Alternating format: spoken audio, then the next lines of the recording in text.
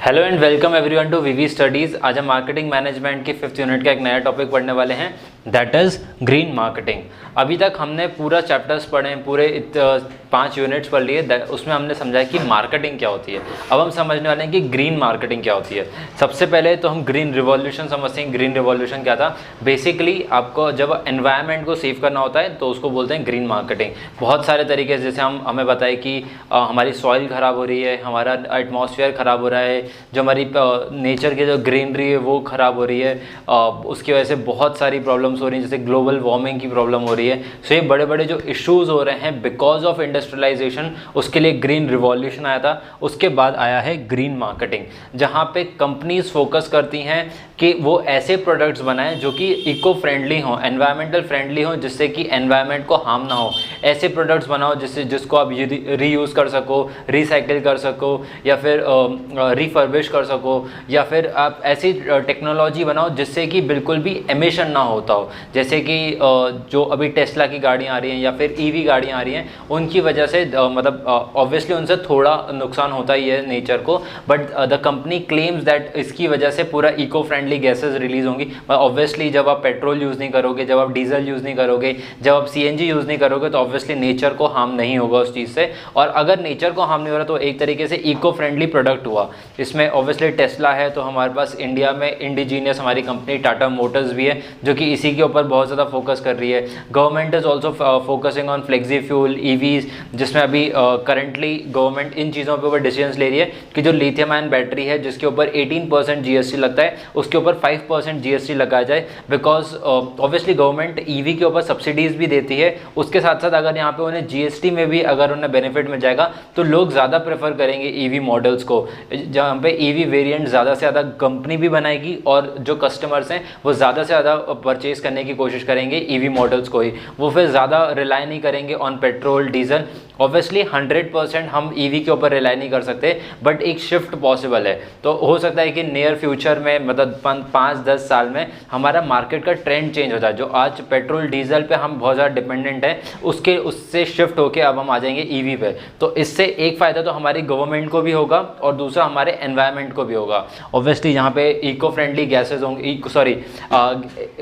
Global warming या green house gases emit नहीं होंगी, तो उससे हमारा एनवायरनमेंट जो है वो भी सेव हो जाएगा और साथ ही साथ गवर्नमेंट को भी इससे बहुत ज़्यादा बेनिफिट्स मिलेंगे। Now what does the green stand for?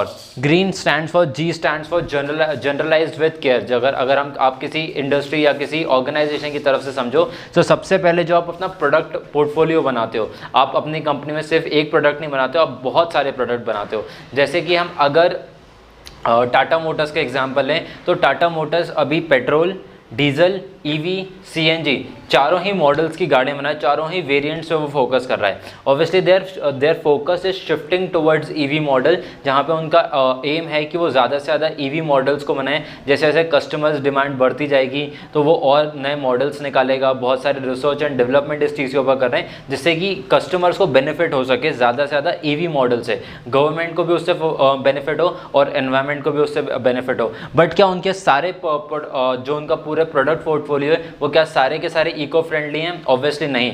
तो आने वाले टाइम में जब वो कंपनी खुद को क्लेम करेगी कि हम इको फ्रेंडली कंपनी हैं, तो वो अपने सारे के सारे जो प्रोडक्ट्स उनके पोर्टफोलियो में हैं वो सारे ऐसे प्रोडक्ट होने चाहिए जिससे कि किसी भी तरीके से नेचर को हार्म नहीं होता है।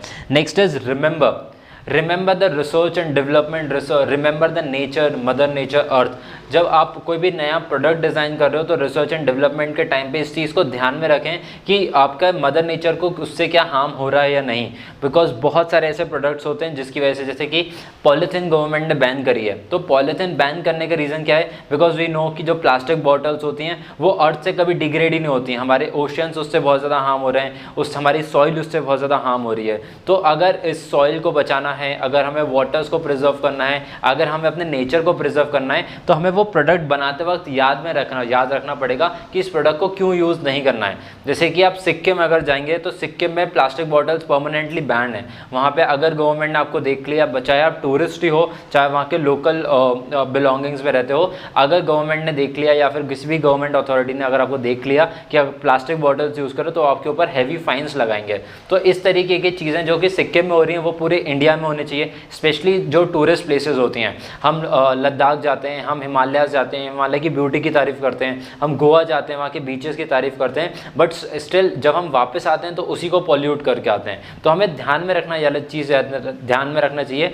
चाहे वो कंपनी हो, चाहे वो एट हमारे मतलब पर्सनल लेवल पे भी क्यों ना हो, हमें उन चीज़ों को हार्म नहीं करना चाहिए, हमें अपने सराउंडिंग्स को भी क्लियर रखना चाहिए। तो इसके लिए गवर्नमेंट ऑब्वियसली बहुत इनिशिएटिव्स लेती है, गवर्नमेंट इनिशिएटिव ले रही है, ऑर्गेनाइजेशंस इनिशिएटिव्स ले रहे हैं, हमें एट अ इंडिविजुअल लेवल हमें भी बहुत इनिशिएटिव्स लेने चाहिए इस चीज़ में। Next, explore the nature and explore the technology, because जब दोनों चीज़ें हैंड इन हैंड काम करेंगी, मतलब आप टेक्नोलॉजी में इस तरीके से एडवांसमेंट करो कि उससे नेचर का भी भला हो। जैसे कि अगर हम 5 साल पहले जाएं तो there was no electric vehicle, अभी 2 व्हीलर्स देख रहे हैं हम, 4 व्हीलर्स देख रहे हैं जो कि इलेक्ट्रिक मॉडल बेस्ड हैं, जो कि इलेक्ट्रिसिटी से रन होते हैं। बट क्या ये 10 साल पहले थे? क्या ये 5 साल पहले थे? नहीं। बट कंपनीज़ ने एक्सप्लोर किया ये वाला साइड, कंपनीज़ ने अपनी रिसर्च एंड डेवलपमेंट टीम के ऊपर बहुत ज़्यादा फोकस किया कि वो लोग फोकस करें कि हम किस तरीके से इलेक्ट्रिकल व्हीकल मॉडल्स बना सकते हैं, रिन्यूएबल एनर्जी के ऊपर फोकस कर सकते हैं, जिससे कि हम अपने एनवायरनमेंट को बचा सकते हैं, हम पेट्रोल और डीजल के ऊपर से कैसे शिफ्ट हो सकते हैं। तो कंपनीज़ ने एक्सप्लोर करना स्टार्ट किया है, और अभी भी बहुत सारी ऐसी कंपनीज़ हैं जो कि एक्सप्लोर कर रही हैं मार्केट को, एक्सप्लोर कर रही हैं टेक्नोलॉजी को, कि हम किस तरीके से नेचर को सेव कर सकते हैं। नेक्स्ट इज एंश्योर, बिकॉज अगर आपसे कोई प्रोडक्ट खरीद रहा है तो आपको उनको श्योरिटी देनी पड़ेगी that your product is 100% environment friendly, या फिर आपको स्टेट करना पड़ेगा कि कितना % आपको फ़ायदा दे रहा है। फॉर एग्जांपल, जैसे कि आप अगर अपने घर में सोलार पैनल्स भी लगाते हैं तो सोलार पैनल्स को बनाने में भी बहुत ज़्यादा हार्मफुल गैसेज या ग्रीन हाउस गैसेज एमिट होती हैं। सो जब आप वो प्रोडक्ट को बना रहे हो, सोलार पैनल को बना रहे हो, तब भी आपको ये चीज़ ध्यान में रखनी चाहिए कि आप किस तरीके से at the time of production आप किस तरीके से कम कर सकते हो इन ग्रीन हाउस गैसेज के एमिशन को। ऑब्वियसली वो जब उनकी लाइफ स्पैन 15-20 साल है एक सोलार पैनल की, तो 15-20 साल में बहुत कम कर सकता है, बट उसका अगर प्रोडक्शन के टाइम पर भी अगर आप श्योरिटी दे दो कि इससे बिल्कुल भी हार्म नहीं हो रहा नेचर को, then it will be very good. Lastly, neutrality, आपको एक न्यूट्रल तरीके से एक सोचना रहेगा, आप बायस नहीं सोच सकते हो, बिकॉज जब आप ऑर्गेनाइजेशन में काम कर रहे हो तो आप सिर्फ और सिर्फ नेचर के वेलफेयर के लिए काम नहीं कर रहे हो। ऑब्वियसली अगर आप एनजीओ हो तो एज एन एनजीओ आपका फोकस सिर्फ उसी तरफ रहना चाहिए, बट अगर आप एक कोई प्रॉफिट अर्निंग ऑर्गेनाइजेशन हो, अगर आपका मेन ऑब्जेक्टिव, मेन एम आपकी कंपनी का है कि आप प्रॉफिट्स अर्न करना चाहते हो, तो आपको एक न्यूट्रलिटी बेसिस पे सोचना होगा। आप बायस नहीं हो सकते हो कि हम एक तरफ ज़्यादा फोकस करें, आपको दोनों को हैंड इन हैंड, प्रॉफिट को, नेचर को, दोनों को साथ में लेकर चलना होगा। So this is what green stands for.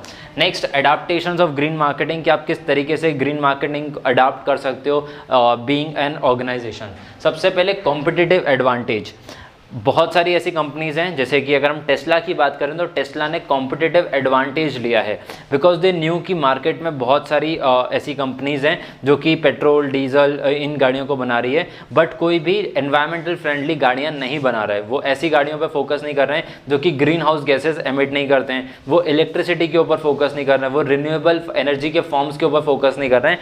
तो यहाँ पे टेस्ला ने एक कॉम्पिटिटिव एडवांटेज लिया, जहाँ पे उनकी मार्केटिंग पिच में आप बहुत ज़्यादा सुन सकते हो that it is environmental friendly vehicle.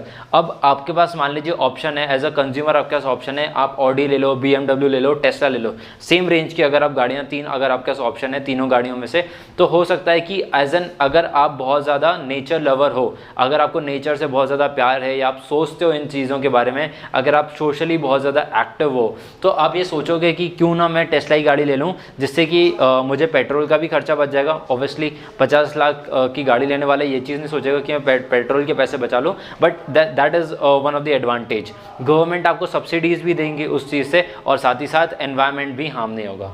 Next, business opportunities, जैसे कि पेपर बोट, अगर आपने कंपनी का नाम सुना हो, जो कि अपने टेट्रा पैक्स में बेवरेजेस निकालता है, तो पेपर बोट उन्होंने क्यों निकाला? Because it is recyclable in nature. Wipro अपनी कंपनी में इस तरीके से बहुत ज़्यादा फोकस कर रहा है कि जो मशीनरी वो यूज़ कर रहा है वो इको फ्रेंडली मशीन्स हो, जिससे कि नेचर बहुत ज़्यादा हार्म ना हो। बिकॉज वी नो कि इंडस्ट्रियलाइजेशन की वजह से, इंडस्ट्रीज से जो स्मोक एमिट होता है उसकी वजह से बहुत ज़्यादा हार्म होता है नेचर को, be it soil pollution, water pollution, air pollution, हर तरीके के पॉल्यूशन होते हैं एक इंडस्ट्री से। So Wipro has focused on this part ताकि उन्हें एक बिजनेस अपॉर्चुनिटी भी मिल पाए कि वो नए प्रोडक्ट्स भी बना पाए और साथ ही साथ अपनी CSR एक्टिविटी भी कर पाए। CSR एक्टिविटी का मतलब होता है कॉर्पोरेट सोशल रिस्पॉन्सिबिलिटी। ये गवर्नमेंट प्रेशर होता है, गवर्नमेंट ने एनफोर्स करके रखा है कि हर साल एक कंपनी को कुछ CSR एक्टिविटीज़ करनी पड़ेंगी।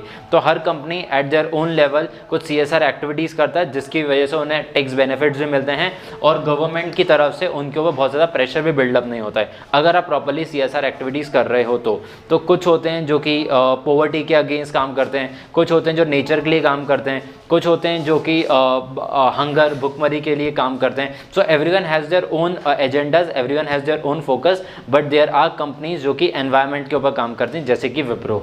Next is competitive pressure. अब जैसे मैंने पेपर बोर्ड का आपको एग्जांपल दिया, पेपर बोर्ड का सप्लाई चेन इंडिया में बहुत अच्छा नहीं है, बहुत ज़्यादा डिमांड नहीं है एज़ कम्पेयर टू अगर हम उसको माउंटेन ड्यू, स्प्राइट, ड्यू या फिर कोका कोला, पेप्सी, अगर इन बेवरेजेस के साथ हम कंपेयर करेंगे तो ऑब्वियसली पेपर बोर्ड के पास बहुत बड़ा मार्केट नहीं है। बट अगर इन नियर फ्यूचर बहुत ज़्यादा लोग जागरूक हो जाएं इस चीज़ से कि पेपर बोर्ड रीयूजेबल बॉटल्स बना रहे हैं, जो टेट्रा पैक वो बना रहे हैं उससे नेचर को कोई हार्म नहीं होता है, अगर ये लोगों को रियलाइज़ हो जाए उसके बाद अगर वो पेपर बोर्ड की डिमांड बढ़ जाए उससे, तो जो उनके कॉम्पिटिटर्स हैं उनके ऊपर भी प्रेशर बनेगा, तो वो भी इस चीज़ की इससे रिलेटेड एक्टिविटीज़ करेंगे जिससे कि लोगों को फ़ायदा हो, लोगों के बीच में जागरूकता बने कि हाँ वो भी नेचर के लिए काम कर रहे हैं कुछ। लास्टली कॉस्ट और प्रॉफिट इश्यूज़। अगर आपकी कंपनी कुछ बहुत ज़्यादा कॉस्ट या प्रॉफिट में इश्यूज़ फेस कर रहा है तो आप एक तरीके का इस चीज़ को प्रमोशनल एक्टिविटीज़ बना सकते हैं।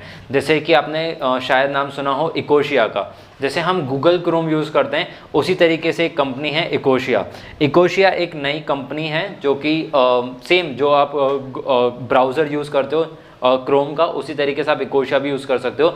बट इकोशिया सेज जितने भी आप रिसर्च करते हो उतने आपके एक रिसर्च के लिए हम एक प्लांट लगाते हैं, तो अपनी कॉर्पोरेट सोशल रिस्पॉन्सिबिलिटी भी कर रहे हैं और कॉम्पिटिटिव एज भी लेना चाहते हैं। ऑब्वियसली अगर इकोशिया जिस कंपनी का लोगों ने नाम नहीं सुना है, अगर वो क्रोम के साथ में अगर कॉम्पिटिशन कर रही है so obviously it is very difficult to compete. तो उन्होंने एक नया तरीका निकाला है मार्केटिंग का, जिसके थ्रू वो लोग मार्केट को कैप्चर कर सकते हैं।